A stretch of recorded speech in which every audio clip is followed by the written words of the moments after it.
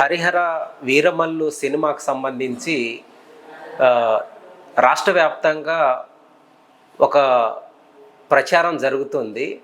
ఈ పరిణామాల మీద పవన్ కళ్యాణ్ గారు సమాధానం ప్రజలకి చెప్పాల్సిన అవసరం ఎంతైనా ఉందని నేను భావిస్తున్నాను. ఎందుకంటే సినిమాలు కల్పితాలు, అదే రకంగా ఊహలనేటి ఉంటాయి. సమాజాన్ని ముందుకు తీసుకెళ్ళడం కోసం సినిమాలు ఉండాలి. అది నైతిక విలువల్ని బోధించేలాగా ఉండాలి. కానీ మనకు చిన్నప్పుడు ధర్మం పేరుతోటి పిల్లలకు అబద్ధం ఆడరాదు, అదే రకంగా దొంగతనం చేయరాదు అనే దాని గురించి అంటుంటారు.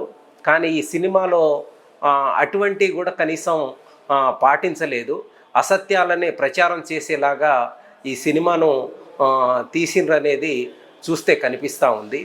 అదే రకంగా రాజ్యాంగం మనకు బోధించే విలువలకు సంబంధించి దాంతోపాటు సమానత్వము, సౌభ్రాతృత్వము, పరస్పరం గౌరవించుకునే వీటి గురించి కూడా కనీసం ఈ పద్ధతుల్ని కూడా పాటించలేదు.